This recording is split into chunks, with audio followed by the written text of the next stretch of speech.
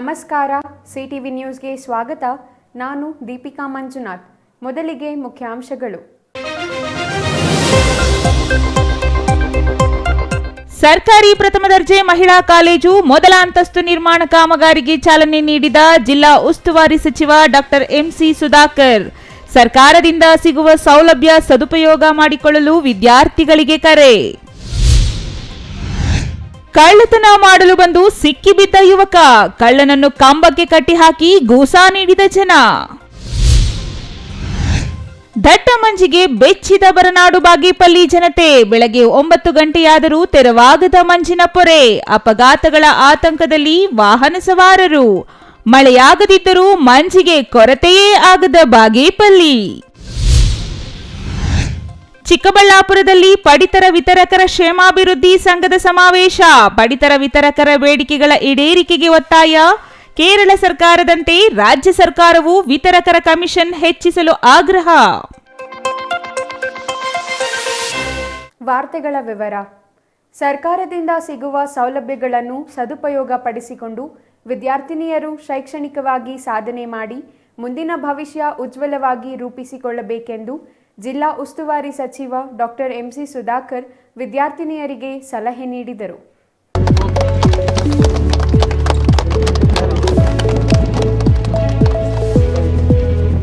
ಚಿಕ್ಕಬಳ್ಳಾಪುರ ಹೊರವಲಯದಲ್ಲಿರುವ ಸರ್ಕಾರಿ ಮಹಿಳಾ ಪ್ರಥಮ ದರ್ಜೆ ಕಾಲೇಜಿನ ಮೊದಲ ಮಹಡಿ ನಿರ್ಮಾಣಕ್ಕೆ ಜಿಲ್ಲಾ ಉಸ್ತುವಾರಿ ಸಚಿವ ಡಾಕ್ಟರ್ ಎಂಸಿ ಸುಧಾಕರ್ ಇಂದು ಶಂಕುಸ್ಥಾಪನೆ ನೆರವೇರಿಸಿದರು.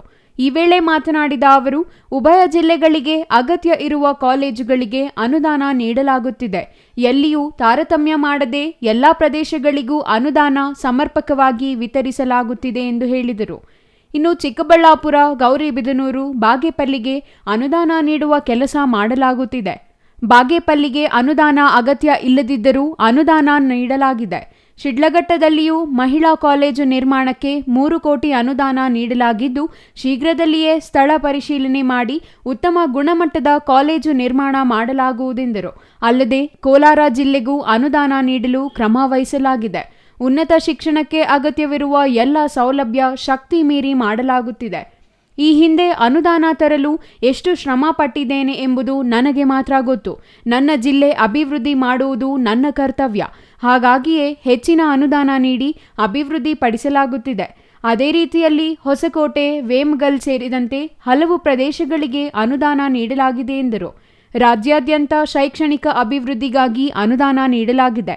ಯಾವ ಕ್ಷೇತ್ರಕ್ಕೂ ತಾರತಮ್ಯ ಮಾಡದೆ ವಿರೋಧ ಪಕ್ಷದ ಶಾಸಕರಿರುವ ಕ್ಷೇತ್ರಗಳಿಗೂ ಅನುದಾನ ನೀಡುವ ಮೂಲಕ ಉನ್ನತ ಶಿಕ್ಷಣಕ್ಕೆ ಆದ್ಯತೆ ನೀಡಲಾಗಿದೆ. ಭವಿಷ್ಯದ ದೃಷ್ಟಿಯಲ್ಲಿಟ್ಟುಕೊಂಡು ಕೆಲಸ ಮಾಡಲು ಸೂಚಿಸಲಾಗಿದೆ ಎಂದರು. ಇನ್ನು ಚಿಕ್ಕಬಳ್ಳಾಪುರದ ಮಹಿಳಾ ಪ್ರಥಮ ದರ್ಜೆ ಕಾಲೇಜು ಜೌಗು ಪ್ರದೇಶದಲ್ಲಿ ನಿರ್ಮಿಸಲಾಗಿದೆ ಎಂಬ ಆರೋಪಗಳಿವೆ. ಆದರೆ ಸಮುದ್ರಕ್ಕೆ ಕಲ್ಲು ಹಾಕಿ, ಸಮುದ್ರಕ್ಕೆ ಕಲ್ಲು ತಳ್ಳಿ ಬಹುಮಹಡಿ ಕಟ್ಟಡಗಳನ್ನು ನಿರ್ಮಿಸಲಾಗುತ್ತಿದೆ. ಹಾಗಾಗಿ ಮಹಿಳಾ ಕಾಲೇಜು ಜೌಗು ಪ್ರದೇಶವಾಗಿದ್ದರೂ ತೊಂದರೆಯಿಲ್ಲ ಎಂದರು. ಮುಂದಿನ ದಿನಗಳಲ್ಲಿ ಅಗತ್ಯಕ್ಕೆ ಅನುಗುಣವಾಗಿ ಎಲ್ಲ ಅಭಿವೃದ್ಧಿ ಮಾಡಲಾಗುವುದು. ಇಂದು ಆರಂಭವಾಗಿರುವ ಮೊದಲ ಮಹಡಿ ಕಾಮಗಾರಿ ಶೀಘ್ರ ಮುಗಿಸಲು ಗುತ್ತಿಗೆದಾರನಿಗೆ ಸೂಚಿಸಲಾಗಿದೆ. ಕಾಲೇಜಿನಲ್ಲಿ 650 ಮಂದಿ ವಿದ್ಯಾರ್ಥಿನಿಯರು ವ್ಯಾಸಂಗ ಮಾಡುತ್ತಿದ್ದಾರೆ. ಮಕ್ಕಳು ಕಾಲೇಜಿನ ಸೌಲಭ್ಯ ಸದುಪಯೋಗ ಪಡಿಸಿಕೊಳ್ಳಬೇಕು. ಅಲ್ಲದೆ ಉದ್ಯೋಗಾವಕಾಶ ಹೆಚ್ಚಾಗಿರುವ ವಿವಿಧ ಕೋರ್ಸ್ಗಳನ್ನು ತರಲಾಗುವುದು. ಬೆಂಗಳೂರು ಉತ್ತರ ವಿವಿಯಿಂದ 5 ಮಂದಿ ಬಡ ಮಕ್ಕಳು 15 ದಿನ ಲಂಡನ್ ಶೈಕ್ಷಣಿಕ ಪ್ರವಾಸಕ್ಕೆ ಸರ್ಕಾರದ ವೆಚ್ಚದಲ್ಲಿ ಹೊರಟಿದ್ದರು ಎಂದರು. ಅಲ್ಲಿನ ಶೈಕ್ಷಣಿಕ ಪದ್ಧತಿಗಳ ಬಗ್ಗೆ ಅವರು ಪರಿಶೀಲಿಸಿ ಬಂದಿದ್ದಾರೆ. ಪ್ರತಿ ವರ್ಷ ಸರ್ಕಾರಿ ಕಾಲೇಜಿನಲ್ಲಿ ವ್ಯಾಸಂಗ ಮಾಡುತ್ತಿರುವ 5 ವಿದ್ಯಾರ್ಥಿನಿಯರು ಲಂಡನ್ನಲ್ಲಿ ಉಚಿತವಾಗಿ ವ್ಯಾಸಂಗ ಮಾಡಲು ಅವಕಾಶ ಕಲ್ಪಿಸಲಾಗಿದೆ. ಹೆಣ್ಣು ಮಕ್ಕಳಿಗೆ ಮಾತ್ರ ಈ ಅವಕಾಶ ಕಲ್ಪಿಸಲಾಗಿದೆ. ಪ್ರತಿ ವಿದ್ಯಾರ್ಥಿಗೆ ಸರ್ಕಾರ 20 ಲಕ್ಷ ಮತ್ತು ಇತರೆ ಸಂಸ್ಥೆ 20 ಲಕ್ಷ ಸೇರಿ ಪ್ರತಿ ವಿದ್ಯಾರ್ಥಿನಿಗೆ 40 ಲಕ್ಷ ವೆಚ್ಚವಾಗಲಿದೆ. ಅಷ್ಟು ವ್ಯಾಸಂಗವನ್ನು ಉಚಿತವಾಗಿ ನೀಡಲು ಕ್ರಮ ವಹಿಸಲಾಗಿದೆ. ಇಂತಹ ಸೌಲಭ್ಯಗಳನ್ನು ಬಳಸಿಕೊಂಡು ಪೋಷಕರ ವಿಶ್ವಾಸ ಗೆಲ್ಲುವ ಮೂಲಕ ಭವಿಷ್ಯ ಉಜ್ವಲವಾಗಿರಲು ಕಠಿಣ ವ್ಯಾಸಂಗ ಮಾಡಲು ಸಚಿವರು ಸಲಹೆ ನೀಡಿದರು. ನೋಡಿ, ಈಗ ಇಡೀ ಜಿಲ್ಲೆಗೆ ನಾವು ಎಲ್ಲ ತಾಲೂಕುಗಳು, ಕೋಲಾರ ಜಿಲ್ಲೆ ಮತ್ತು ಚಿಕ್ಕಬಳ್ಳಾಪುರ 2 ಜಿಲ್ಲೆಗಳಿಗೂ ನಾನು ಜವಾಬ್ದಾರಿ ತಗೊಂಡ್ಮೇಲೆ ಎಲ್ಲೆಲ್ಲಿ ಅವಶ್ಯಕತೆ ಇದೆ, ಏನೇನು ಬೇಕು ಅಂತಕ್ಕಂಥದ್ದನ್ನು ನಾನೇ ವೈಯಕ್ತಿಕವಾಗಿ ಗಮನಿಸಿ ಅನುದಾನವನ್ನು ಕೊಡುವಂಥ ಕೆಲಸ ಮಾಡಿದ್ದೀವಿ. ಚಿಕ್ಕಬಳ್ಳಾಪುರ ಇರ್ಬೋದು, ಗೌರಿಬಿದನೂರು ಇರ್ಬೋದು, ಶಿಡ್ಲಘಟ್ಟ ಇರ್ಬೋದು, ಬಾಗೇಪಲ್ಲಿಗೂ ಅಷ್ಟೇ ನಾವು ಕೊಡುವಂಥ ಕೆಲಸ ಮಾಡಿದ್ದೀವಿ. ಬಾಗೇಪಲ್ಲಿಗಿನ್ನ ಅವಶ್ಯಕತೆ ಅಷ್ಟು ದೊಡ್ಡ ಬೇಡಿಕೆ ಇರಲಿಲ್ಲ. ಆದರೆ ಇಲ್ಲಿ ಬೇಡಿಕೆ ಜಿಲ್ಲಾ ಕೇಂದ್ರ ಅಂಥೇಳಿ ನಾವು ಇಲ್ಲಿ ಮಾಡಿದ್ದೀವಿ. ಇನ್ನೂ ಬೇಡಿಕೆ ಇದೆ, ಅದ್ರ ಕೂಡ ಬರ್ತಕ್ಕಂಥ ವರ್ಷದಲ್ಲಿ ಹೆಚ್ಚುವರಿ ಅನುದಾನ ಕೊಡ್ತೀನಿ. ಅದು ಬಾಲಕರ ಪದವಿ ಕಾಲೇಜು ಇರ್ಬೋದು ಅಥವಾ ಮಹಿಳೆಯರ ಕಾಲೇಜು ಇರ್ಬೋದು. ಹೀಗೆ ಶಿಡ್ಲಘಟ್ಟದಲ್ಲೂ ಇದೆ. ಅಲ್ಲಿ ಈಗ ನಾನು ಈಗ ಹೋಗಿ ಅಲ್ಲಿ ಇನ್ಸ್ಪೆಕ್ಷನ್ ಮಾಡ್ತಾಯಿದ್ದೀನಿ. ಈಗಾಗಲೇ 3 ಕೋಟಿ ಕೊಟ್ಟಿದ್ದೀವಿ. ಅದು ಎಲ್ಲಿ ಆಗಬೇಕು ಏನಾಗಬೇಕು ಅಂತ ಸ್ವಲ್ಪ ಗೊಂದಲ ಇದೆ. ಅದನ್ನು ಯಾವ ರೀತಿ ಮಾಡಬೇಕು ಅಂತ ಮಾಡ್ತಾಯಿದ್ದೀವಿ. ಕೋಲಾರಿಗೂ ಅಷ್ಟೇ ನಾವು ಕೋಲಾರ, ಬಂಗಾರಪೇಟೆ, ಮಾಲೂರು, ಈಗ ಮುಳಬಾಗಲ್ಗೂ ಎಲ್ಲ ತಾಲೂಕುಗಳಿಗೂ ಅನುದಾನ ಕೊಡುವಂಥ ಕೆಲಸ ಮಾಡಿದ್ದೀವಿ. ಇನ್ನು ಕಾರ್ಯಕ್ರಮದಲ್ಲಿ ಜಿಲ್ಲಾಧಿಕಾರಿ ಪಿಎನ್ ರವೀಂದ್ರ, ಜಿಲ್ಲಾ ಪಂಚಾಯಿತಿ ಸಿಇಒ ಪ್ರಕಾಶ್ ನಿಟ್ಟಾಲಿ ಸೇರಿದಂತೆ ಇತರರು ಹಾಜರಿದ್ದರು. Vijay Raj, CTV news, Chikkaballapur. ಪತಿಯನ್ನ ಕಳೆದುಕೊಂಡ ವಿಧವೆ ಮನೆಗೆ ಮಧ್ಯರಾತ್ರಿಯಲ್ಲಿ ನುಗ್ಗಿದ ಕಳ್ಳನೊಬ್ಬ ಕದಿಯುವ ವಿಫಲ ಯತ್ನ ಮಾಡಿದ್ದು, ನಂತರ ಮಹಿಳೆಯೊಂದಿಗೆ ಅಸಭ್ಯವಾಗಿ ವರ್ತಿಸಿ ಸಿಕ್ಕಿಬಿದ್ದ ಘಟನೆ ನಂಜನಗೂಡು ತಾಲೂಕು ಬೊಕ್ಕಹಳ್ಳಿ ಗ್ರಾಮದಲ್ಲಿ ನಡೆದಿದೆ.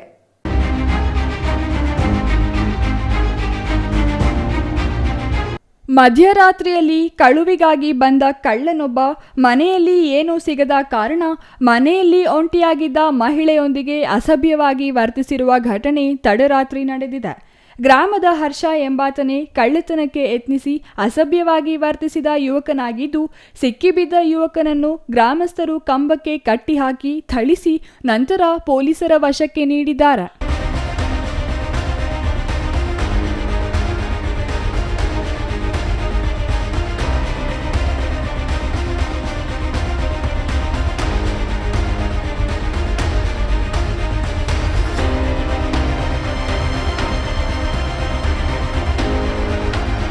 ಬೊಕ್ಕಹಳ್ಳಿ ಗ್ರಾಮದ ಮಂಜುಳಾ 4 ತಿಂಗಳ ಹಿಂದೆ ಪತಿ ಶಿವಕುಮಾರ್ರನ್ನ ಕಳೆದುಕೊಂಡಿದ್ದಾರೆ. ಜೀವನೋಪಾಯಕ್ಕಾಗಿ ಮೈಸೂರಿನ ಬಿಸಿಎಂ ಹಾಸ್ಟೆಲ್ನಲ್ಲಿ ಅಡುಗೆ ಕೆಲಸ ಮಾಡಿಕೊಂಡಿದ್ದಾರೆ.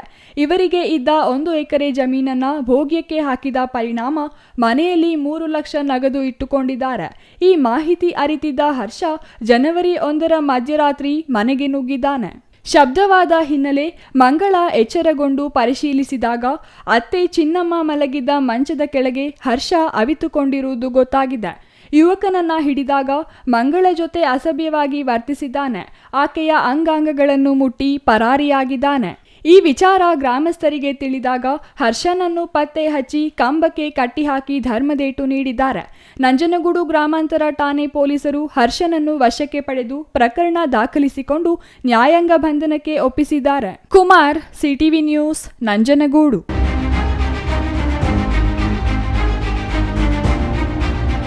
ಸಾಮಾನ್ಯವಾಗಿ ಹವಾಮಾನ ವೈಪರೀತ್ಯಗಳಿಂದ ಗಂಭೀರ ಬದಲಾವಣೆಯಾಗದ ಬರನಾಡೆಂದೇ ಖ್ಯಾತಿ ಪಡೆದಿರುವ ಬಾಗೇಪಲ್ಲಿ ತಾಲೂಕಿನಾದ್ಯಂತ ಕಳೆದ 2-3 ದಿನಗಳಿಂದ ದಟ್ಟವಾದ ಮಂಜು ಆವರಿಸುತ್ತಿದೆ.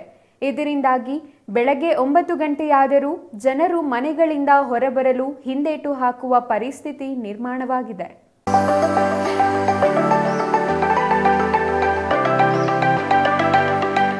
ಬಾಗೇಪಲ್ಲಿ ತಾಲೂಕಿನಾದ್ಯಂತ ಕಳೆದ 2-3 ದಿನಗಳಿಂದ ದಟ್ಟವಾದ ಮಂಜು ಆವರಿಸುತ್ತಿದೆ. ಸೂರ್ಯ ಪಶ್ಚಿಮದಲ್ಲಿ ಮರೆಯಾಗುವ ಮೊದಲೇ ನಡುಕ ಆರಂಭವಾಗುತ್ತಿದೆ.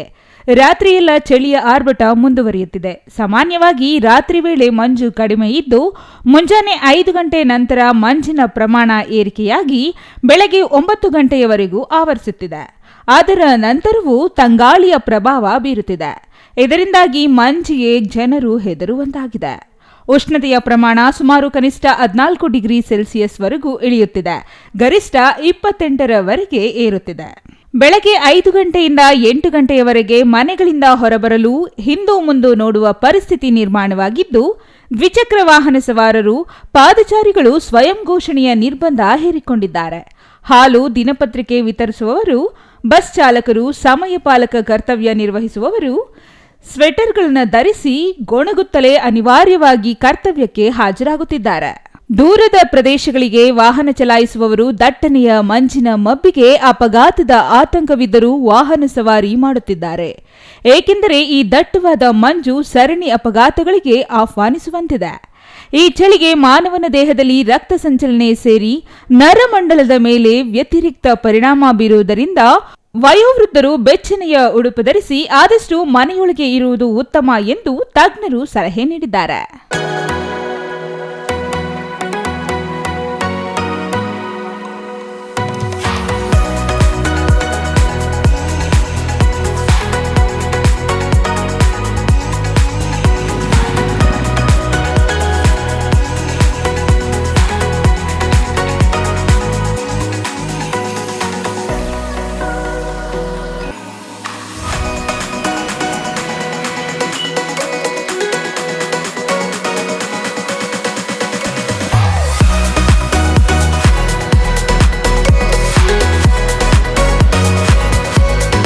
ಜೊತೆಗೆ ಅಸ್ತಮಾ, ಹೃದಯ ಸಂಬಂಧಿ ರೋಗಿಗಳು ಚಳಿಯಿಂದ ಅಂತರ ಕಾಪಾಡಿಕೊಳ್ಳಬೇಕಾಗಿದೆ.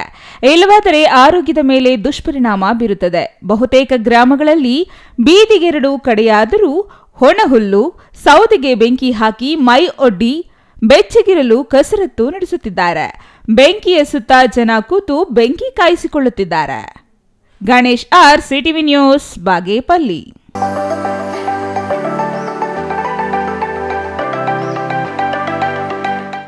ಪಡಿತರ ಚೀಟಿ ವಿತರಕರು ಹಲವು ಸಮಸ್ಯೆಗಳನ್ನು ಎದುರಿಸುತ್ತಿದ್ದು, ಎಲ್ಲ ಸಮಸ್ಯೆಗಳನ್ನು ಸರ್ಕಾರ ಸಮರೋಪಾದಿಯಲ್ಲಿ ಪರಿಹರಿಸುವ ಮೂಲಕ ಬಡವರಿಗೆ ಪಡಿತರ ವಿತರಿಸುತ್ತಿರುವ ವಿತರಕರ ನೆರವಿಗೆ ಭಾವಿಸಬೇಕೆಂದು ಪಡಿತರ ವಿತರಕರ ಕ್ಷೇಮಾಭಿವೃದ್ಧಿ ಸಂಘದ ಜಿಲ್ಲಾಧ್ಯಕ್ಷ ರಾಮನಾಥ್ ಹೇಳಿದರು.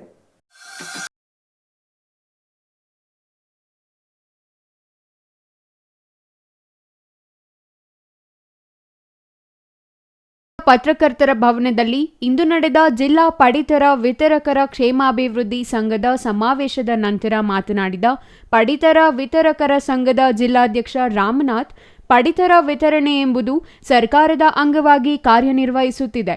ಪಡಿತರ ಯೋಜನೆಯನ್ನು ಅಚ್ಚುಕಟ್ಟಾಗಿ ಮಾಡಲಾಗುತ್ತಿದೆ. ಬಡವರಿಗೆ, ಮಧ್ಯಮ ವರ್ಗದ ಜನರಿಗೆ ಯಾವುದೇ ಲೋಪವಿಲ್ಲದಂತೆ ಪಡಿತರ ವಿತರಿಸಲಾಗುತ್ತಿದೆ ಎಂದರು. ಸಮರ್ಪಕವಾಗಿ ಪಡಿತರ ವಿತರಣೆ ಮಾಡುತ್ತಿರುವ ಕಾರಣ ದೇಶದಲ್ಲಿ ಅಚ್ಚುಕಟ್ಟಾಗಿ ಪಡಿತರ ವಿತರಣೆ ಮಾಡುತ್ತಿರುವ ರಾಜ್ಯವಾಗಿ ಕರ್ನಾಟಕ ಮೊದಲ ಸ್ಥಾನದಲ್ಲಿದೆ. ಅದೇ ರೀತಿಯಲ್ಲಿ ಚಿಕ್ಕಬಳ್ಳಾಪುರ ಜಿಲ್ಲೆ ರಾಜ್ಯದಲ್ಲಿಯೇ ಪ್ರಥಮ ಸ್ಥಾನದಲ್ಲಿದೆ. ಇದರಿಂದಲೇ ಅರಿವಾಗುತ್ತದೆ ಪಡಿತರ ವಿತರಕರು ಪ್ರಾಮಾಣಿಕವಾಗಿ ಕಾರ್ಯನಿರ್ವಹಿಸುತ್ತಿದ್ದಾರೆ ಎಂಬುದು. ನಿಷ್ಠೆಯಿಂದ ಕೆಲಸ ನಿರ್ವಹಿಸುತ್ತಿರುವ ಪಡಿತರ ವಿತರಕರ ಬೇಡಿಕೆಗಳನ್ನು ಈಡೇರಿಸುವ ಮೂಲಕ ಸರ್ಕಾರ ನೆರವಿಗೆ ಬರಬೇಕೆಂದು ಕೋರಿದರು. ಕೇರಳ ರಾಜ್ಯದಲ್ಲಿ ಪ್ರತಿ ಕ್ವಿಂಟಲ್ ಪಡಿತರ ವಿತರಣೆಗೆ ಅಲ್ಲಿನ ರಾಜ್ಯ ಸರ್ಕಾರ 250 ರೂಪಾಯಿ ವಿತರಕರಿಗೆ ನೀಡುತ್ತಿದೆ. ಆದರೆ ಕರ್ನಾಟಕ ಸರ್ಕಾರ 150 ಮಾತ್ರ ನೀಡುತ್ತಿದೆ. ಹಾಗಾಗಿ ಕೇರಳ ರಾಜ್ಯದಂತೆ ರಾಜ್ಯದಲ್ಲಿಯೂ ಇನ್ನೂ 100 ರೂಪಾಯಿ ಹೆಚ್ಚಳ ಮಾಡಿ 250 ನೀಡಬೇಕೆಂದು ಆಗ್ರಹಿಸಿದರು. ಯಾಕೆಂದರೆ ಕೆಲ ಪಡಿತರ ವಿತರಕರು ಕೇವಲ 200 ಕಾರ್ಡ್ ಹೊಂದಿರುವವರು ಇದ್ದಾರೆ.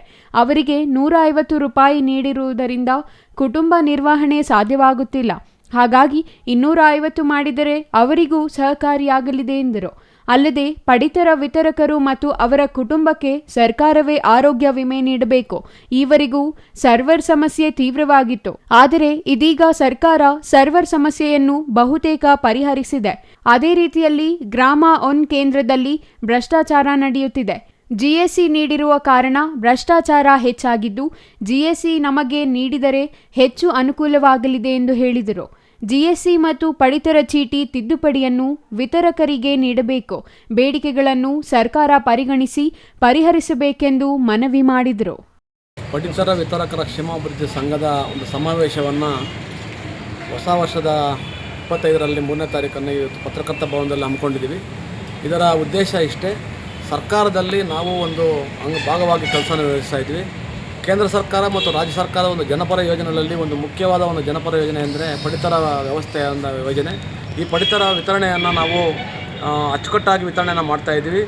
ಇಡೀ ರಾಜ್ಯದಲ್ಲಿ ನಾವು ನಮ್ಮ ವಿತರಣೆ ಹೆಂಗಿದೆ ಅಂದರೆ ಭಾರತ ದೇಶದಲ್ಲಿ ಮೊದಲನೇದೇ ರ್ಯಾಂಕ್ ಕರ್ನಾಟಕ ಇದೆ. ಕರ್ನಾಟಕ ರಾಜ್ಯದಲ್ಲಿ 1ನೇ ರ್ಯಾಂಕ್ ಚಿಕ್ಕಬಳ್ಳಾಪುರ ಜಿಲ್ಲೆಯಲ್ಲಿ ವಿತರಣೆಯಲ್ಲಿ 1ನೇ ಸ್ಥಾನದಲ್ಲಿ ನಾವು ಇದ್ದೀವಿ.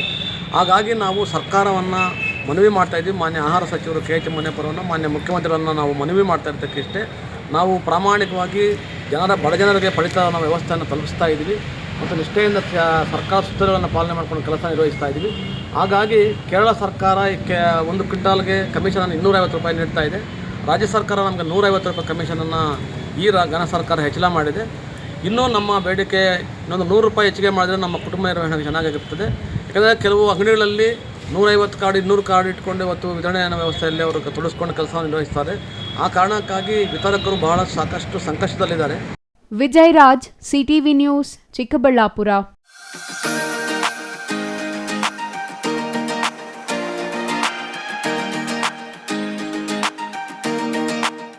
ಇದೀಗ ಚಿಕ್ಕದೊಂದು ವಿರಾಮದ ನಂತರ ಸಿಟಿವಿ ನ್ಯೂಸ್ ಮುಂದುವರಿಯಲಿದೆ.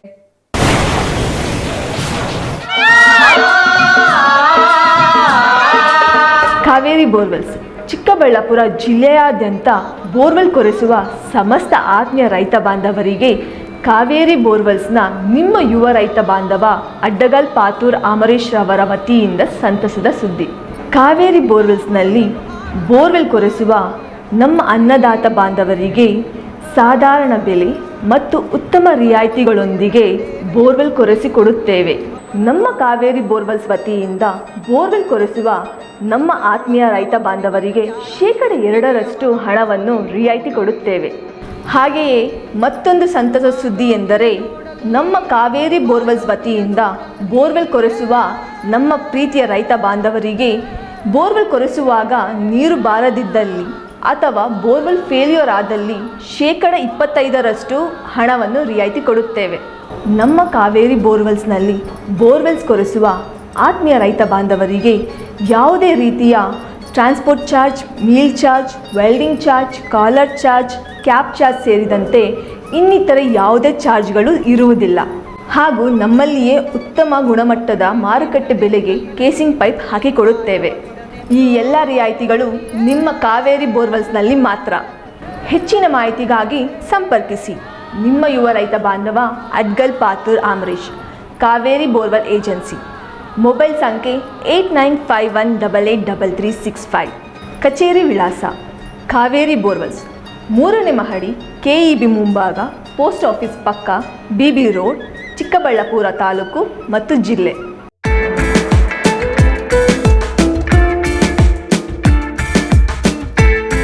30-40 ಜನ ಸೇರ್ಕೊಂಡು ಮನೇಲಿ ಎಂಗೇಜ್ಮೆಂಟ್ ನಾಮಕರಣ ಮಾಡೋಕೆ ಜಾಗ ಇಲ್ಲ, ಫಂಕ್ಷನ್ ಹಾಲ್ ಬುಕ್ ಮಾಡ್ಕೊಂಡು ಮಾಡೋಕೆ ಅಷ್ಟ್ ಜನಾನೂ ಇಲ್ಲ ಅನ್ನೋ ಕನ್ಫ್ಯೂಷನ್ ಗೆ ಫುಲ್ ಸ್ಟಾಪ್ ಇಡೋ ಟೈಮ್ ಬಂದಾಯ್ತು. ನಿಮ್ ಹ್ಯಾಪಿನೆಸ್ ಶೇರ್ ಮಾಡೋಕೆ ನಮ್ಮ ಚಿಕ್ಕಬಳ್ಳಾಪುರನಲ್ಲಿ ಓಪನ್ ಆಯ್ತು happy glow event. Family friends ನ ಸೇರಿಸಿಕೊಂಡು ಜಸ್ಟ್ ಸ್ಟಾರ್ಟ್ ಫ್ರಮ್ 500 rupees ನಲ್ಲಿ ಕ್ಯೂಟ್ ಆಗಿ customized decorations like fog entry, fire entry, LED latest entry ಜೊತೆಗೆ birthday, bride to be, mom to be, naming ceremony, baby shower ceremony ಎಲ್ಲಾ ತರ event celebrate ಮಾಡ್ಕೊಂಡು premium package ಅಲ್ಲಿ ಸಿಗೋ free cake ನ ಕೂಡ ಎಂಜಾಯ್ ಮಾಡಿ. ನಮ್ಮದೇ ಮಿನಿ ಥಿಯೇಟರ್ ಅಲ್ಲಿ ನಿಮ್ಗೆ ಇಷ್ಟ ಬಂದಿರೋ ಸಾಂಗ್ಸ್ ಅಂಡ್ ಮೂವಿ ಹಾಕೊಂಡು ಫನ್ ಮಾಡಬಹುದು. ಎಂಗೇಜ್ಮೆಂಟ್ ಸೆಲೆಬ್ರೇಷನ್ಸ್ ಆದ್ಮೇಲೆ ಊಟ ಹಾಕ್ಸ್ಲೇಬೇಕು.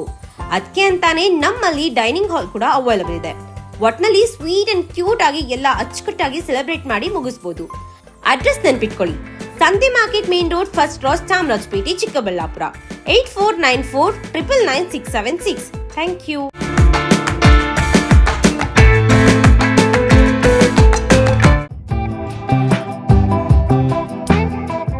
ಶ್ರೀ ನೀಲಾದ್ರಿ ಪಾಲಿಕ್ಲಿನಿಕ್, ದರ್ಗಾ ಹತ್ತಿರ, ಎಂಜಿ ರಸ್ತೆ, ಚಿಕ್ಕಬಳ್ಳಾಪುರ.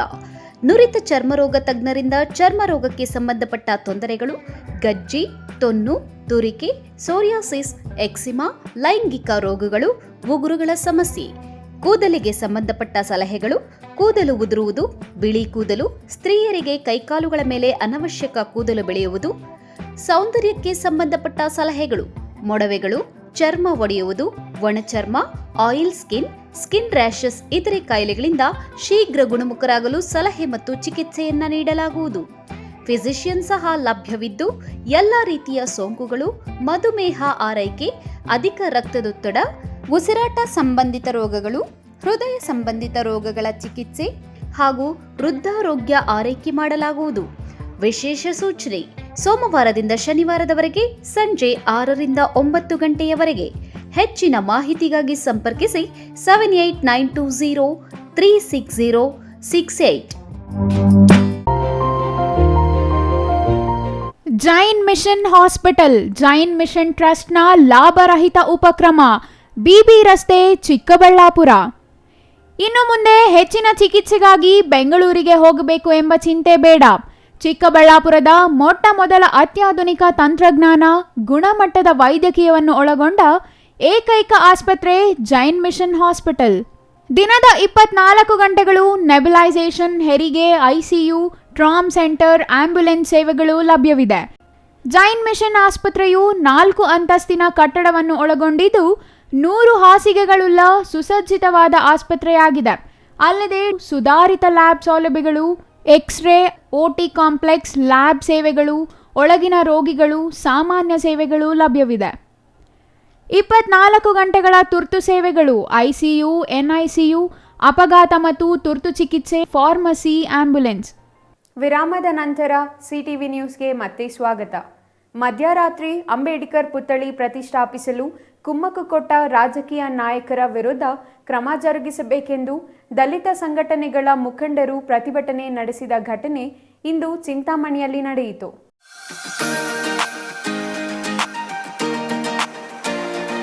ಚಿಂತಾಮಣಿ ನಗರದ ಅಂಬೇಡ್ಕರ್ ಭವನದ ಮುಂಭಾಗದಲ್ಲಿ ದಲಿತ, ಹಿಂದುಳಿದ, ಅಲ್ಪಸಂಖ್ಯಾತ ಸಂಘಟನೆಗಳು ಹಾಗೂ ಕಾಂಗ್ರೆಸ್ನ ಸಾವಿರಾರು ಕಾರ್ಯಕರ್ತರು ಸೇರಿ ಬೆಂಗಳೂರು ರಸ್ತೆ ಮೂಲಕ ಮೆರವಣಿಗೆ ತೆರಳಿ ತಾಲೂಕು ಕಚೇರಿ ವೃತ್ತದಲ್ಲಿ ಜಮಾಯಿಸಿ ಪಿಒಪಿ ಅಂಬೇಡ್ಕರ್ ಪುತ್ಥಳಿ ಪ್ರತಿಷ್ಠಾಪಿಸಿದ ಕಿಡಿಗೇಡಿಗಳ ವಿರುದ್ಧ ಘೋಷಣೆ ಕೂಗಿದರು. ಕೆಲಕಾಲ ತಾಲೂಕು ಕಚೇರಿಗೆ ಮುತ್ತಿಗೆ ಹಾಕಿ ಪ್ರತಿಭಟನೆ ನಡೆಸಿ ಮಾತನಾಡಿದ ದಲಿತ ಮುಖಂಡ ವಿ ಅಮರ್ ಅವರು, ಹಿಂದುಳಿದ ತಾಲೂಕಿನಲ್ಲಿ ಎಲ್ಲ ವರ್ಗದ ಜನರು ಅಣ್ಣ ತಮ್ಮಂದಿರಂತೆ ಇದ್ದಾರೆ. ಮಹಾನ್ ನಾಯಕ ಅಂಬೇಡ್ಕರ್ ಪುತ್ಥಳಿ ಕಳ್ಳರಂತೆ ಮಧ್ಯರಾತ್ರಿ ಪ್ರತಿಷ್ಠಾಪಿಸಿ ವಿವಾದ ಸೃಷ್ಟಿ ಮಾಡಿ ದಲಿತರು ಹಲ್ಲೆ ಮಾಡಿಕೊಳ್ಳುವ ಉದ್ರಿಕ್ತ ಪರಿಸ್ಥಿತಿ ನಿರ್ಮಾಣ ಮಾಡಲಾಗಿದೆ ಎಂದು ಆರೋಪಿಸಿದರು. 1 ವರ್ಷದಿಂದ ರಾಜ್ಯದಲ್ಲಿ ಆಡಳಿತ ನಡೆಸುತ್ತಿರುವ ಕಾಂಗ್ರೆಸ್ ಸರ್ಕಾರದಿಂದ 9 ಕೋಟಿ ವಿಶೇಷ ಅನುದಾನವನ್ನು ಜಿಲ್ಲಾ ಉಸ್ತುವಾರಿ ಸಚಿವ ಡಾಕ್ಟರ್ ಎಂಸಿ ಸುಧಾಕರ್ ಮಂಜೂರು ಮಾಡಿಸಿದ್ದಾರೆ. ಇವರ ವಿರುದ್ಧ ರಾಜಕೀಯ ಷಡ್ಯಂತರ ನಡೆಸಿ ದಲಿತ ವಿರೋಧಿ ಪಟ್ಟ ಕಟ್ಟಿ ಮತ ಬ್ಯಾಂಕ್ ಮಾಡಿಕೊಳ್ಳಲು ಬಂಡವಾಳಶಾಹಿಗಳು ಹುನ್ನಾರು ನಡೆಸುತ್ತಿದ್ದಾರೆ ಎಂದು ಕಿಡಿಕಾರಿದರು. ಅಂಬೇಡ್ಕರ್ ಬಗ್ಗೆ ವಿಶೇಷ ಕಾಳಜಿ ಇರುವ ಸಚಿವ ಎಂಸಿ ಸುಧಾಕರ್ ಅವರಿಗೆ ಕಪ್ಪು ಚುಕ್ಕೆ ತರಲು ಪ್ರಯತ್ನಿಸಿದ್ದಾರೆ. ಬಂಡವಾಳಶಾಹಿಗಳಿಗೆ ಅಂಬೇಡ್ಕರ್ ಬಗ್ಗೆ ಕಾಳಜಿ ಇದ್ದರೆ ಪಕ್ಷಾತೀತವಾಗಿ ಎಲ್ಲ ದಲಿತ ಮುಖಂಡರನ್ನು ಆಹ್ವಾನಿಸಿ ಅಂಬೇಡ್ಕರ್ ಪುತ್ಥಳಿ ಪ್ರತಿಷ್ಠಾಪಿಸಬೇಕಿತ್ತು ಎಂದು ಸವಾಲು ಹಾಕಿದರು. ರಾಜಕೀಯ ದುರುದ್ದೇಶದಿಂದ ಕುಮ್ಮಕ್ಕು ನೀಡಿ ಆನೇಕಲ್ ಮೂಲದ ದಲಿತ ಸಂಘಟನೆ ಮುಖಂಡರು ಆಗಮಿಸಿ ಮಧ್ಯರಾತ್ರಿ ಅಂಬೇಡ್ಕರ್ ಪುತ್ಥಳಿ ಪ್ರತಿಷ್ಠಾಪಿಸುವ ಅವಶ್ಯಕತೆ ಏನಿತ್ತು? ಈ ಕೆಲಸ ಮಾಡಿದ ಕಿಡಿಗೇಡಿಗಳ ವಿರುದ್ಧ ಪೊಲೀಸರು ಕ್ರಮ ಜರುಗಿಸಬೇಕೆಂದು ಆಗ್ರಹಿಸಿದರು. ಶನಿವಾರದವರೆಗೂ ಗಡುವು ನೀಡಲಾಗಿದೆ. ಇಲ್ಲವಾದಲ್ಲಿ ಮುಂದಿನ ದಿನಗಳಲ್ಲಿ ಉಗ್ರ ಹೋರಾಟ ನಡೆಸಲಾಗುತ್ತದೆ ಎಂದು ಎಚ್ಚರಿಸಿದರು. ಚಿಂತಾಮಣಿ ದಲಿತ ಸಂಘಟನೆಗಳ ತವರೂರು. ಇಲ್ಲಿ ಅಂಬೇಡ್ಕರ್ ಪುತ್ಥಳಿ ಪ್ರತಿಷ್ಠಾಪನೆ ಮಾಡಲು ಯಾರದೂ ತಕರಾರಿಲ್ಲ.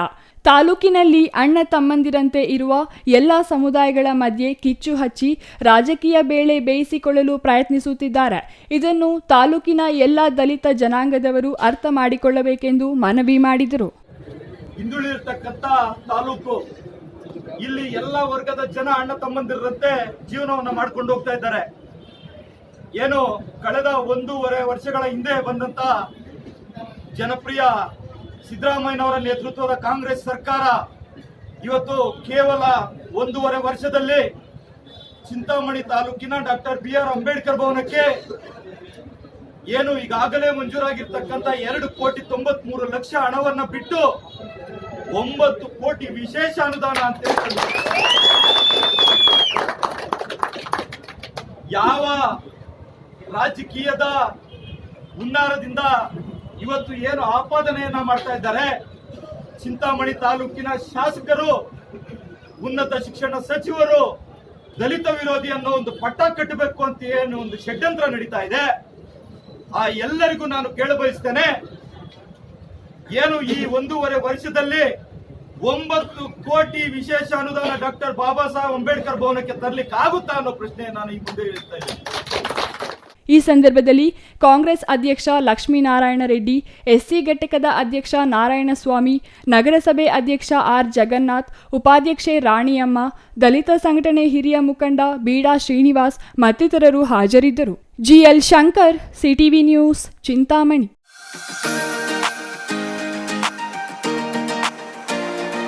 ಸಂಸದ ಡಾಕ್ಟರ್ ಕೆ ಸುಧಾಕರ್ ಅವರು 25 ಕೋಟಿ ವೆಚ್ಚದಲ್ಲಿ ನಿರ್ಮಾಣವಾಗುತ್ತಿರುವ ಕೇಂದ್ರೀಯ ವಿಶ್ವವಿದ್ಯಾಲಯ ಕಾಮಗಾರಿಯನ್ನು ಇಂದು ವೀಕ್ಷಿಸಿದರು. ಇಡಗೂರು ರಸ್ತೆಯ ಕೇಂದ್ರೀಯ ವಿಶ್ವವಿದ್ಯಾಲಯ ಕಾಮಗಾರಿ ವೀಕ್ಷಣೆ ಮಾಡಿ ನಂತರ ಮಾತನಾಡಿದರು.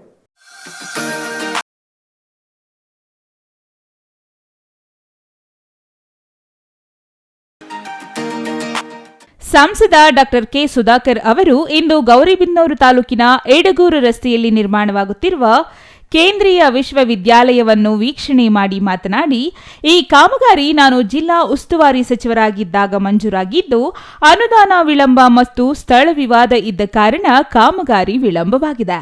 ಇದೀಗ ಎಲ್ಲ ಸಮಸ್ಯೆಗಳು ಬಗೆಹರಿದಿವೆ. ಸುಮಾರು 4 ಎಕರೆಯಲ್ಲಿ ಕೇಂದ್ರೀಯ ವಿಶ್ವವಿದ್ಯಾಲಯ ಸ್ಥಾಪನೆ ಆಗಲಿದ್ದು, 2 ಎಕರೆ ವಿಶ್ವವಿದ್ಯಾಲಯ ಮತ್ತು ಉಳಿಕೆ ಭೂಮಿಯಲ್ಲಿ ಉಪನ್ಯಾಸಕರಿಗೆ ವಸತಿ ನಿಲಯವನ್ನು 18 ತಿಂಗಳಲ್ಲಿ ಕಾಮಗಾರಿ ಪೂರ್ಣಗೊಳ್ಳಲಿವೆ ಎಂದರು. ಕೇಂದ್ರೀಯ ವಿಶ್ವವಿದ್ಯಾಲಯದಿಂದ ಈ ಭಾಗದ ಬಲಹೀನ ವರ್ಗಗಳ ವಿದ್ಯಾರ್ಥಿಗಳಿಗೆ ವರದಾನ ಆಗಲಿದೆ. ಮುಂದಿನ ದಿನಗಳಲ್ಲಿ ಸಾಕಷ್ಟು ಶೈಕ್ಷಣಿಕ ಕಾರ್ಯಗಳು ಆಗಲಿವೆ. ಏಕಲವ್ಯ ಶಾಲೆಗೆ ಪ್ರಸ್ತಾಪನೆ ಇದೆ. ಅದನ್ನು ಸಹ ಬೇಗನೆ ಪ್ರಾರಂಭಕ್ಕೆ ಸೂಚನೆ ನೀಡಲಿದ್ದೇನೆ ಎಂದರು. ಎಲ್ಲ ನಮ್ಮ ಮುಖಂಡರನ್ನ ಭೇಟಿಯಾಗಿ ಅವರಿಗೆ ಶುಭಾಶಯಗಳನ್ನು ಕೋರ್ತೋದ್ರ ಜೊತೆಗೆ ಭಾಳ ಮುಖ್ಯವಾಗಿರ್ತಕ್ಕಂಥ ಕೇಂದ್ರೀಯ ವಿದ್ಯಾಲಯ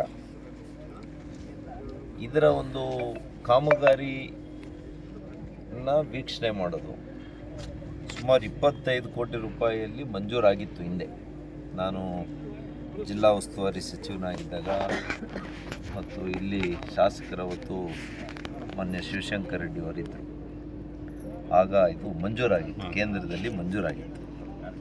ಆದರೆ ಹಣಕಾಸು ಅನುದಾನ ಒದಗಿಸಿರಲಿಲ್ಲ, ಸ್ಥಳ ಕೂಡ ನಿಗದಿ ಆಗಿರಲಿಲ್ಲ. ಸ್ಥಳದಲ್ಲಿ ಸ್ವಲ್ಪ ವ್ಯಾಜ್ಯಗಳು, ಸ್ಥಳೀಯವಾಗಿರ್ತಕ್ಕಂಥ ವ್ಯಾಜ್ಯಗಳು ಇದ್ದವು. ಆದರೆ ಈಗ ನಮ್ಮ ಹೊಸ ತಹಶೀಲ್ದಾರು, ನಮ್ಮ ಕಮಿಷನರ್ ಅವರು ಎಲ್ಲ ಬಂದ ಮೇಲೆ ಈಗ 4 ಎಕರೆ ಒಳ್ಳೆಯ ಜಾಗ ಕೊಟ್ಟು 4 ಎಕರೆ ಒಂದು ಕಡೆ ಕೊಟ್ಟಿದ್ದಾರೆ, 2 ಎಕರೆ ಅದರ ಪಕ್ಕದಲ್ಲೇ ಹೊಂದಿಕೊಂಡು ಕೊಟ್ಟಿದ್ದಾರೆ. ಈ ಸಂದರ್ಭದಲ್ಲಿ ನಗರಸಭೆ ಅಧ್ಯಕ್ಷ ಲಕ್ಷ್ಮೀನಾರಾಯಣಪ್ಪ, ತಹಶೀಲ್ದಾರ್ ಮಹೇಶ್ ಪತ್ರಿ, ಮುಖಂಡರಾದ Ravinarayana Reddy, doctor Shashidhar, BG Venugopal Reddy, market Mohan ಮತ್ತಿತರರು ಹಾಜರಿದ್ದರು. R Manjunath, CTV news, Gauribidanur.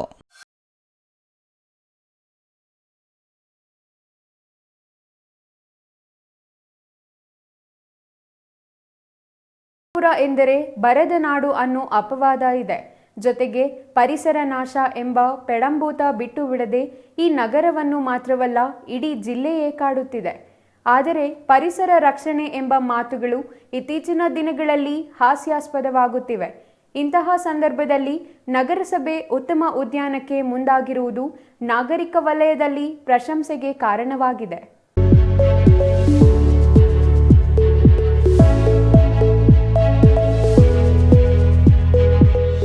ಹೌದು, ಚಿಕ್ಕಬಳ್ಳಾಪುರ ನಗರದಾದ್ಯಂತ ಇದ್ದ ವೃಕ್ಷ ಸಂಪತ್ತು ಅಭಿವೃದ್ಧಿ ಹೆಸರಿನಲ್ಲಿ ನಾಶ ಮಾಡಿಯಾಗಿದೆ. ಉದ್ಯಾನದ ಹೆಸರಿನಲ್ಲಿ ಪ್ರತಿ ವರ್ಷ ನಗರಸಭೆ ಆಯವ್ಯಯದಲ್ಲಿ ಲಕ್ಷಾಂತರ ರೂಪಾಯಿ ತೆಗೆದಿರಿಸಲಾಗುತ್ತಿದೆಯಾದರೂ ಅದು ಏನಾಗುತ್ತಿದೆ, ಎಲ್ಲಿ ಉದ್ಯಾನಗಳು ಅಭಿವೃದ್ಧಿ ಮಾಡಲಾಗಿದೆ ಎಂಬ ಪ್ರಶ್ನೆ ಕೇಳೋರಿಲ್ಲ, ಉತ್ತರ ಹೇಳೋ ಅಗತ್ಯವೂ ಇಲ್ಲ ಎಂಬ ಪರಿಸ್ಥಿತಿ ಇದೆ.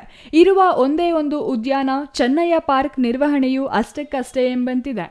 ಇಂತಹ ಸ್ಥಿತಿಯಲ್ಲಿ ಚಿಕ್ಕಬಳ್ಳಾಪುರ ನಗರಸಭೆ ಅಧ್ಯಕ್ಷ ಉಪಾಧ್ಯಕ್ಷರಾಗಿ ಬಂದಿರುವ ಗಜೇಂದ್ರ ಮತ್ತು ನಾಗರಾಜ್ ಅವರು ಚಿಕ್ಕಬಳ್ಳಾಪುರವನ್ನು ಹಸಿರು ಮಾಡುವ ಪಣ ತೊಟ್ಟಿದ್ದು, ಇದರ ಆರಂಭಿಕ ಭಾಗವಾಗಿ ಚಿಕ್ಕಬಳ್ಳಾಪುರ ನಗರದ IDASMT ಬಡಾವಣೆಯಲ್ಲಿರುವ ವಿಶಾಲ ಪಾರ್ಕ್ ಜಾಗದಲ್ಲಿ ನೆನಪಿನ ವನ ಮಾಡಲು ಮುಂದಾಗಿದ್ದಾರೆ.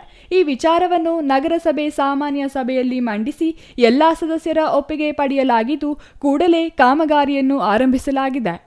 ಕಳೆದ 4-5 ದಿನಗಳಿಂದ ಉದ್ಯಾನ ಜಾಗದ ಸ್ವಚ್ಛತಾ ಕಾರ್ಯ ನಡೆಯುತ್ತಿದ್ದು, JCB ಟ್ರ್ಯಾಕ್ಟರ್ಗಳ ಮೂಲಕ ಅಲ್ಲಿ ಬೆಳೆದಿರುವ ಗಿಡ ಗಂಟಿಗಳನ್ನು ತೆರವುಗೊಳಿಸಲಾಗುತ್ತಿದೆ. ಅಲ್ಲದೆ ಉಬ್ಬು ತಗ್ಗುಗಳಿಂದ ಕೂಡಿರುವ ಉದ್ಯಾನ ಪ್ರದೇಶವನ್ನು ಸಮತಟ್ಟು ಮಾಡಿ ಅದೊಂದು ಸುಂದರ ಉದ್ಯಾನವನ್ನಾಗಿ ರೂಪಿಸಲು ಅಗತ್ಯವಿರುವ ಎಲ್ಲ ಕ್ರಮಗಳತ್ತ ನಗರಸಭೆ ಅಧ್ಯಕ್ಷ ಉಪಾಧ್ಯಕ್ಷರು ಮುಂದಾಗಿದ್ದಾರೆ. ಇವರ ಈ ಕಾರ್ಯಕ್ಕೆ ಪೌರಾಯುಕ್ತ ಮನ್ಸೂರ್ ಅಲಿ ಸೇರಿದಂತೆ ಎಲ್ಲ ಅಧಿಕಾರಿಗಳು ಸಾಥ್ ನೀಡಿದ್ದು, ನೆನಪಿನ ವನ ಕಾಮಗಾರಿ ವೇಗ ಹೆಚ್ಚಿಸಿಕೊಂಡಿದೆ. IDSMT ಬಡಾವಣೆಯಲ್ಲಿ ನೆನಪಿನ ವನ ನಿರ್ಮಾಣ ಮಾಡುತ್ತಿರುವ ಬಗ್ಗೆ ಸ್ಥಳೀಯ ನಿವಾಸಿ ಮಧುಚಂದ್ರ ಮಾತನಾಡಿ, ಚಿಕ್ಕಬಳ್ಳಾಪುರ ನಗರದ IDASMT ಬಡಾವಣೆಯಲ್ಲಿ ನಗರಸಭೆಯಿಂದ ವಿಶಾಲ ಉದ್ಯಾನವನ ಇದ್ದು, ಇದನ್ನು ಅಭಿವೃದ್ಧಿಪಡಿಸಲು ಅಧ್ಯಕ್ಷ ಉಪಾಧ್ಯಕ್ಷರು ಮುಂದಾಗಿರುವುದು ಶ್ಲಾಘನೀಯ ಎಂದರು. ಉದ್ಯಾನದ ನಡುವೆ ಮಂಟಪ ನಿರ್ಮಿಸಿದ್ದು, ಅದರ ಮುಂದೆ ವಾಕಿ ಟ್ರ್ಯಾಕ್ ನಿರ್ಮಾಣ ಮಾಡುವ ಯೋಜನೆ ನಗರಸಭೆ ಹೊಂದಿದ್ದು, ಇದು ಚಿಕ್ಕಬಳ್ಳಾಪುರ ನಗರಕ್ಕೆ ಮುಟುಕು ಪ್ರಾಯವಾಗಲಿದೆ ಎಂದು ಹೇಳಿದರು. ಅಲ್ಲದೆ ಉದ್ಯಾನದ ಸುತ್ತ ವಾಕಿಂಗ್ ಪಾತ್ ನಿರ್ಮಾಣ ಮಾಡಲಿದ್ದು ಮಕ್ಕಳಿಗೆ ಉದ್ಯಾನದಲ್ಲಿ ಆಡಿಕೊಳ್ಳಲು ಅನುಕೂಲವಾಗುವಂತೆ ಆಟೋಪಕರಣಗಳನ್ನು ಅಳವಡಿಸಲಾಗುತ್ತಿದೆ. ದೂರದೃಷ್ಟಿಯಿಂದ ಈ ನೆನಪಿನ ಉದ್ಯಾನ ನಿರ್ಮಿಸಲು ನಗರಸಭೆ ಮುಂದಾಗಿದ್ದು ನಗರಸಭೆ ಕಾರ್ಯ ಶ್ಲಾಘನೀಯ ಎಂದು ಅವರು ಹೇಳಿದರು. ಅಧ್ಯಕ್ಷ ಉಪಾಧ್ಯಕ್ಷರ ಕಾರ್ಯಕ್ಕೆ ನಗರಸಭೆ ಪೌರಾಯುಕ್ತರು ಸೇರಿದಂತೆ ಅಧಿಕಾರಿಗಳು ಕೈಜೋಡಿಸಿದ್ದಾರೆ. ಆದಷ್ಟು ಶೀಘ್ರದಲ್ಲಿ ಈ ವನ ನಿರ್ಮಾಣವಾಗಬೇಕೆಂದರು. ಪಾರ್ಕಿನ ಮಧ್ಯೆ ಒಂದು ಮಂಟಪವನ್ನು ನಿರ್ಮಿಸುವಂಥ ಕೆಲಸವನ್ನು ಯೋಚನೆ ಇಟ್ಕೊಂಡಿದ್ದಾರೆ. ಮಂಟಪದ ಮುಂದೆ ಒಂದು ಫೌಂಟೇನ್ ಹಾಗೂ ವಾಕಿಂಗ್ ಟ್ರ್ಯಾಕ್, ಮಕ್ಕಳ ಆಟ ಆಡಲಿಕ್ಕೆ ಕೆಲವೊಂದು ಮಕ್ಕಳಿಗೆ ಆಟೋಪಕರಣಗಳನ್ನ ವ್ಯವಸ್ಥೆ ಮಾಡುವಂಥದ್ದು ಹಾಗೂ ಓಪನ್ ಜಿಮ್ಮನ್ನು ವ್ಯವಸ್ಥೆ ಮಾಡುವಂಥದ್ದು, ಹಾಗೆ ಟ್ರ್ಯಾಕಿನ ಭಾಗದಲ್ಲಿ ಕೊನೆಯ ಭಾಗದಲ್ಲಿ ಒಂದು ಮರಗಳನ್ನು ನೆಡುವಂತಹ ಕಾರ್ಯಕ್ರಮವನ್ನು ಕೈಗೆತ್ತಿಕೊಂಡಿದ್ದಾರೆ. ಇನ್ನು ನೆನಪಿನ ವನ ಮಾಡಲು ನಗರಸಭೆ ಮುಂದಾಗಿರುವ ವಿಚಾರ ತಿಳಿದು ಹಲವು ಸ್ಥಳೀಯರಲ್ಲಿ ಗೊಂದಲ ಮೂಡಿದೆ. ನೆನಪಿನ ವನ ಎಂಬುದು ಮೋಜು ಮಸ್ತಿ ತಾಣವಲ್ಲ, ಬದಲಿಗೆ ಇದು ಹಸಿರು ನೀಡುವ ಉದ್ಯಾನ ಮಾತ್ರ. ಜೊತೆಗೆ ವಾಕಿಂಗ್ ಟ್ರ್ಯಾಕ್ ಪಕ್ಕದಲ್ಲಿ ಯಾರೇ ಆಗಲಿ ಗಿಡ ನೆಡಬಹುದು. ಹೆತ್ತವರು, ಮಕ್ಕಳು ಹೀಗೆ ಯಾರದೇ ಸ್ಮರಣಾರ್ಥ ಗಿಡ ನೆಟ್ಟು ಪೋಷಣೆ ಮಾಡಬಹುದು. ಹಾಗಾಗಿ ಶೀಘ್ರದಲ್ಲಿಯೇ ನೆನಪಿನ ವನ ನಿರ್ಮಾಣ ಕಾರ್ಯ ಪೂರ್ಣಗೊಳಿಸಿ ಸಾರ್ವಜನಿಕರ ಸೇವೆಗೆ ಅರ್ಪಿಸಲು ನಗರಸಭೆ ಮುಂದಾಗಬೇಕೆಂದು ಅವರು ಕೋರಿದರು. Vijay Raj, CTV news, Chikkaballapur.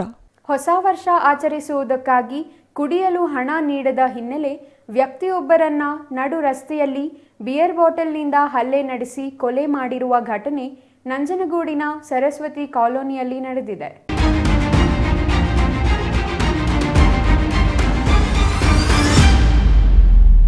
ಹೊಸ ವರ್ಷದ ಆಚರಣೆಗೆ ಹಣ ನೀಡಲಿಲ್ಲ ಎಂಬ ಕಾರಣಕ್ಕೆ ವ್ಯಕ್ತಿಯೊಬ್ಬರನ್ನು ಬಿಯರ್ ಬಾಟಲ್ನಿಂದ ಹಲ್ಲೆ ಮಾಡಿ ಕೊಲೆ ಮಾಡಿರುವ ಘಟನೆ ನಂಜನಗೂಡು ನಗರದಲ್ಲಿ ನಡೆದಿದೆ. ಮಹಾದೇವ ನಗರದ ನಿವಾಸಿ 40 ವರ್ಷದ ರಫೀಕ್ ಕೊಲೆಯಾದ ದುರ್ದೈವಿ ಆಗಿದ್ದು, ಬಿಯರ್ ಬಾಟಲ್ನಿಂದ ಹಲ್ಲೆ ನಡೆಸಿದ ಸಲೀಂ ಹಾಗೂ ಈತನ ಸ್ನೇಹಿತರು ಘಟನೆ ನಂತರ ಪರಾರಿಯಾಗಿದ್ದಾರೆ. ಹೊಸ ವರ್ಷದ ಮೊದಲ ದಿನ ರಫೀಕ್ ಸರಸ್ವತಿ ಕಾಲೋನಿಯಲ್ಲಿ ತಮ್ಮ ಮನೆಗೆ ತಡರಾತ್ರಿ ನಡೆದು ಹೋಗುತ್ತಿದ್ದಾಗ ನೀಲಕಂಠ ನಗರದ ನಿವಾಸಿ ಸಲೀಂ ತನ್ನ ಸ್ನೇಹಿತನ ಜೊತೆ ಬಂದು ಕುಡಿಯಲು ಹಣ ಕೊಡುವಂತೆ ರಫೀಕ್ಗೆ ಕೇಳಿದ್ದಾನೆ. ಹಣ ಕೊಡಲು ರಫೀಕ್ ನಿರಾಕರಿಸಿದ್ದಾರೆ.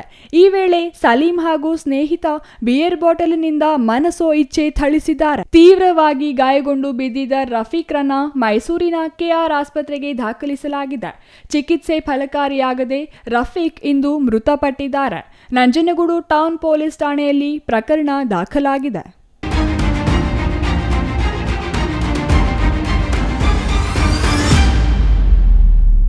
Kumar, CTV news, Nanjangud. ಆಂಧ್ರ ಪ್ರದೇಶದಿಂದ ಕೋಲಾರ ಜಿಲ್ಲೆಗೆ ನಿತ್ಯ ಅಕ್ರಮವಾಗಿ ಮರದ ತುಂಡುಗಳನ್ನು ಸಾಗಿಸುವ ಆರೋಪ ಕೇಳಿಬಂದಿದ್ದು, ಇದಕ್ಕೆ ನಿದರ್ಶನ ಎಂಬಂತೆ ಕೋಲಾರ ಜಿಲ್ಲೆಯ ಶ್ರೀನಿವಾಸಪುರ ತಾಲೂಕಿನ ಪಣಸಮಾಕನಹಳ್ಳಿ ಗ್ರಾಮದ ಬಳಿ ಇಂದು ಅರಣ್ಯ ಅಧಿಕಾರಿಗಳ ಪರಿಶೀಲನೆಯಲ್ಲಿ ನಾಟ ಸಾಗಿಸುತ್ತಿರೋದು ಬಹಿರಂಗವಾಗಿದೆ.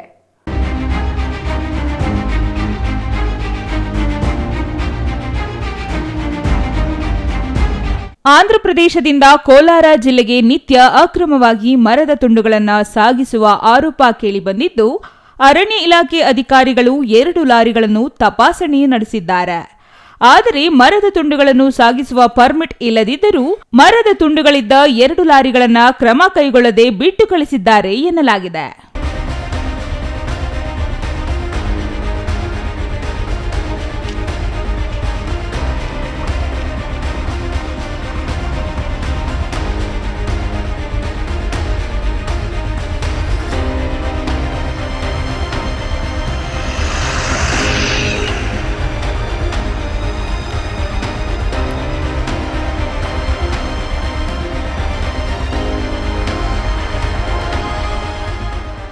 ತಪಾಸಣೆ ವೇಳೆ ಶ್ರೀನಿವಾಸಪುರ ಅರಣ್ಯಾಧಿಕಾರಿಗಳ ವಾಹನ ಚಾಲಕ ಮಾತ್ರ ಹಾಜರಿದ್ದು, ಈ ಬಗ್ಗೆ ಅಧಿಕಾರಿಗಳ ನಡೆ ಅನುಮಾನಕ್ಕೆ ಎಡೆಮಾಡಿಕೊಟ್ಟಿದೆ. ಆದರೆ ನಿತ್ಯ ಆಂಧ್ರದ ಅರಣ್ಯ ಪ್ರದೇಶದಿಂದ ಕೋಲಾರಕ್ಕೆ ಮರದ ತುಂಡುಗಳು ಸಾಗಣೆ ಆಗ್ತಿವೆ ಎಂಬ ಆರೋಪದ ಮಧ್ಯ ಶ್ರೀನಿವಾಸಪುರ ಅರಣ್ಯ ಇಲಾಖೆ ಅಧಿಕಾರಿಗಳು ಲಾರಿಗಳ ತಪಾಸಣೆ ನಡೆಸಿ ಹಾಗೆಯೇ ಬಿಟ್ಟು ಕಳಿಸಿದ್ದು ಅನುಮಾನಕ್ಕೆ ಎಡೆಮಾಡಿಕೊಟ್ಟಿದೆ. ರಫೀವುಲ್ಲಾ, ಸಿಟಿವಿ ನ್ಯೂಸ್, ಶ್ರೀನಿವಾಸಪುರ.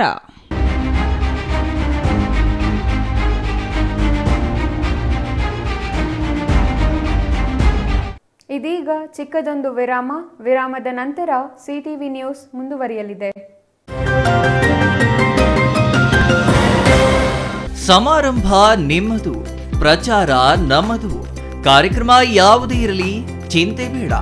ನಿಮ್ಮ ಸಂತಸ ನೇರ ಪ್ರಸಾರ ಮಾಡಲು ನಾವು ರೆಡಿ. ಸಿಟಿವಿ ನ್ಯೂಸ್ ನಿಮಗಾಗಿ ಕಲ್ಪಿಸುತ್ತಿದೆ ವಿಶೇಷ ಅವಕಾಶ. ಹುಟ್ಟುಹಬ್ಬ, ನಾಮಕರಣ, ಮದುವೆ ಸಮಾರಂಭ, ಶಾಲಾ ಕಾಲೇಜಿನ ಕಾರ್ಯಕ್ರಮಗಳು, ಯಾವುದೇ ಸುದ್ದಿಗೋಷ್ಠಿಗಳು ಸೇರಿದಂತೆ ಕಾರ್ಯಕ್ರಮಗಳು ಯಾವುದೇ ಇರಲಿ ನಿಮಗೆ ಸಿಗಲಿದೆ ವ್ಯಾಪಕ ಪ್ರಚಾರ. ಸಿಟಿವಿ ನ್ಯೂಸ್ನಲ್ಲಿ ನಿಮ್ಮ ಸಂಭ್ರಮ ನೇರ ಪ್ರಸಾರದಲ್ಲಿ ನೋಡಿ. ನಿಮ್ಮ ಸಂಭ್ರಮ ನಿಮ್ಮ ಇಡೀ ಸಮೂಹಕ್ಕೆ ಮುಟ್ಟಿಸಲಿದೆ ಸಿಟಿವಿ ನ್ಯೂಸ್. ಕಾರ್ಯಕ್ರಮಕ್ಕೆ 2 ದಿನಗಳ ಮೊದಲು ನಮಗೆ ತಿಳಿಸಿ, ನಾವು ನೇರ ಪ್ರಸಾರ ಮಾಡುತ್ತೇವೆ. ಮತ್ತೆ ಕಿತಡ ಕೂಡಲೇ ಸಂಪರ್ಕಿಸಿ 9916317028.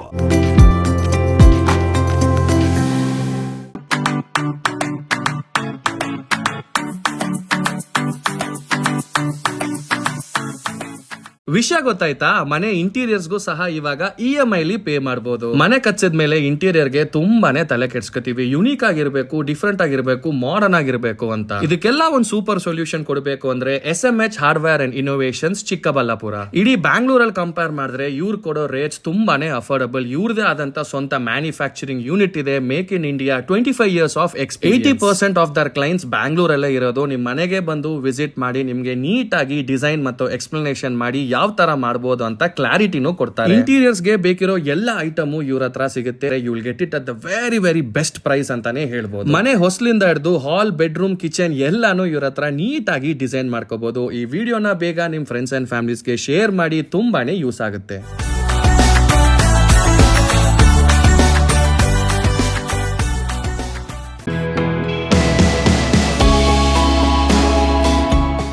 ಶ್ರೀ ಚಾಮವಿ ಪಾರ್ಟಿ ಹಾಲ್, 4ನೇ ಮಹಡಿ, ಶ್ರೀ ಚಾಮವಿ ಕಾಂಪ್ಲೆಕ್ಸ್, ಗೆರಿಯಾ ಶೋರೂಮ್ನ ಮೇಲೆ, ನಂಬರ್ 232T, BB ರಸ್ತೆ, Chikkaballapur.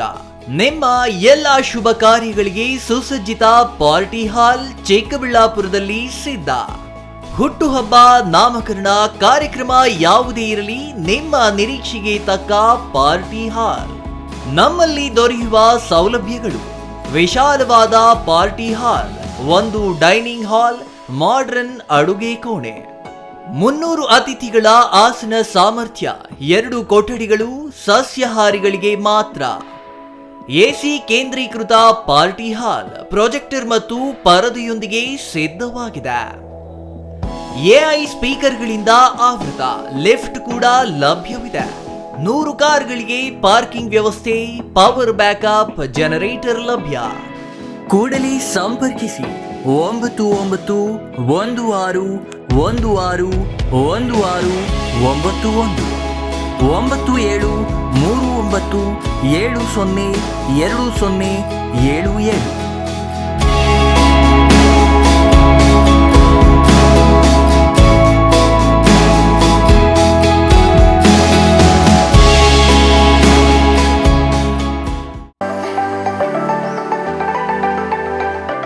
Shri Manjunatha hardware and innovations 22 ವರ್ಷಗಳಿಂದ ಮಾರುಕಟ್ಟೆಯಲ್ಲಿ ಸುದೀರ್ಘ ಪಯಣ ಮತ್ತು ಗ್ರಾಹಕ ಹಾಗೂ ಎಂಜಿನಿಯರಿಂಗ್ಗಳ ನಂಬಿಕೆಯ ಆಯ್ಕೆ. ಅತ್ಯುತ್ತಮ ಗುಣಮಟ್ಟ, ಪ್ರಾಮಾಣಿಕ ಬೆಲೆ. Engineer choices, architect choices, corporates, house owners, carpenter choices, hardware dealers ಹಾಗೂ ಇನ್ನಿತರರಿಗೆ ಹೋಲ್ಸೇಲ್ ದರದಲ್ಲಿ ಸಿಗುವ ಸ್ಥಳವೇ ಶ್ರೀ ಮಂಜುನಾಥ ಹಾರ್ಡ್ವೇರ್ ಮತ್ತು ಇನ್ನೋವೇಷನ್ಸ್. ವಿವಿಧ ರೀತಿಯ ವಿನ್ಯಾಸಗಳುಳ್ಳ ಡೆಕೋರೇಟಿವ್, ಪ್ರೊಟೆಕ್ಟಿವ್, ಫಂಕ್ಷನಲ್ ಹಾಗೂ ಉತ್ತಮ ದರದಲ್ಲಿ ಗುಣಮಟ್ಟದ ಹಾರ್ಡ್ವೇರ್ ವಸ್ತುಗಳು ನಮ್ಮಲ್ಲಿ ದೊರಕುತ್ತದೆ. ವಿಳಾಸ: ರಿಲಯನ್ಸ್ ಪೆಟ್ರೋಲ್ ಬಂಕ್ ಹತ್ತಿರ, BB ರಸ್ತೆ, ಚಿಕ್ಕಬಳ್ಳಾಪುರ. ಮೊಬೈಲ್ ಸಂಖ್ಯೆ 9739393927. ಮತ್ತೊಂದು ಸಂಖ್ಯೆ 9008680303.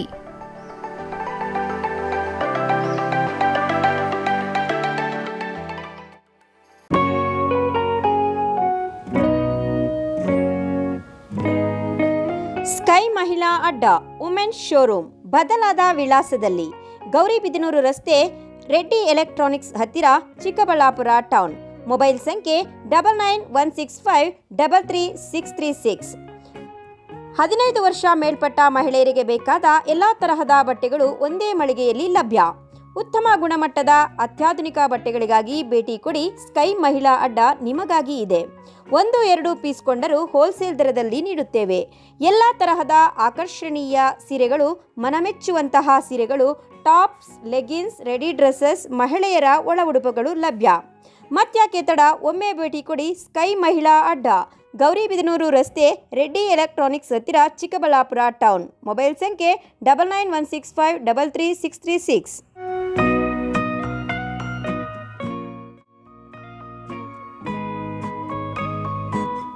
ವಿರಾಮದ ನಂತರ ಸಿಟಿವಿ ನ್ಯೂಸ್ಗೆ ಮತ್ತೆ ಸ್ವಾಗತ. ಇದೀಗ ಸಂಕ್ಷಿಪ್ತ ಸುದ್ದಿಗಳು. ಶಿಡ್ಲಘಟ್ಟ ತಾಲೂಕಿನ ಮಳಮಾಚನಹಳ್ಳಿ ಗ್ರಾಮ ಪಂಚಾಯಿತಿ ಅಧ್ಯಕ್ಷರಾಗಿ ಜೆಡಿಎಸ್ ಬೆಂಬಲಿತ ಜಯಲಕ್ಷ್ಮಮ್ಮ ಹಾಗೂ ಉಪಾಧ್ಯಕ್ಷರಾಗಿ ನಾಗವೇಣಮ್ಮ ಆಯ್ಕೆಯಾಗಿದ್ದಾರೆ. ಒಟ್ಟು 14 ಸದಸ್ಯ ಬಲ ಹೊಂದಿರುವ ಮಳಮಾಚನಹಳ್ಳಿ ಗ್ರಾಮ ಪಂಚಾಯಿತಿ ಅಧ್ಯಕ್ಷ ಸ್ಥಾನ, ಸಾಮಾನ್ಯ ಮಹಿಳೆ ಹಾಗೂ ಉಪಾಧ್ಯಕ್ಷ ಸ್ಥಾನಕ್ಕೆ ಪರಿಶಿಷ್ಟ ಪಂಗಡ ಮೀಸಲು ನಿಗದಿಪಡಿಸಲಾಗಿದ್ದು, ಶುಕ್ರವಾರ ಚುನಾವಣೆ ಪ್ರಕ್ರಿಯೆ ನಡೆಯಿತು. ಅಧ್ಯಕ್ಷ ಹಾಗೂ ಉಪಾಧ್ಯಕ್ಷ ಸ್ಥಾನಕ್ಕೆ ಕೇವಲ ಒಂದೊಂದು ನಾಮಪತ್ರ ಸಲ್ಲಿಕೆಯಾದ ಹಿನ್ನೆಲೆಯಲ್ಲಿ ಅಧ್ಯಕ್ಷ ಹಾಗೂ ಉಪಾಧ್ಯಕ್ಷರನ್ನು ಅವಿರೋಧವಾಗಿ ಆಯ್ಕೆ ಮಾಡಲಾಯಿತು. ತಾಲೂಕು ಪಂಚಾಯಿತಿ ನರೇಗಾ ಸಹಾಯಕ ನಿರ್ದೇಶಕ ಚಂದ್ರಪ್ಪ ಚುನಾವಣಾಧಿಕಾರಿಯಾಗಿ ಕಾರ್ಯನಿರ್ವಹಿಸಿದರು.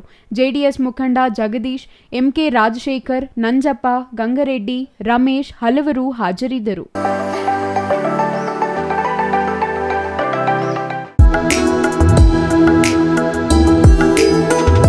ವಿಜಯಪುರ 14ನೇ ವಾರ್ಡಿನಲ್ಲಿರುವ ಇತಿಹಾಸ ಪ್ರಸಿದ್ಧ ಶ್ರೀ ಮಹೇಶ್ವರಮ್ಮ ದೇವಿಯ 19ನೇ ವರ್ಷದ ಜಾತ್ರಾ ಮಹೋತ್ಸವ ಶ್ರೀ ಮಹೇಶ್ವರಮ್ಮ ಸೇವಾ ಟ್ರಸ್ಟ್ನಿಂದ ಅದ್ದೂರಿಯಾಗಿ ನಡೆಸಲಾಯಿತು. ಕಾರ್ಯಕ್ರಮದಲ್ಲಿ ವಿಜಯಪುರದ ನಾಯ್ಡು ತಂಡದಿಂದ ಭಕ್ತಿಗೀತೆಗಳ ಗೀತಗಾಯನ ಏರ್ಪಡಿಸಲಾಗಿತ್ತು. ಇನ್ನು ಈ ಸಂದರ್ಭದಲ್ಲಿ ವಿಜಯಪುರ ಮತ್ತು ಸುತ್ತಮುತ್ತಲಿನ ಭಕ್ತರು ಭಾಗವಹಿಸಿದ್ದರು. ಜಾತ್ರೆಯಲ್ಲಿ ಅನ್ನ ಸಂತರ್ಪಣೆ ನಡೆಸಲಾಯಿತು.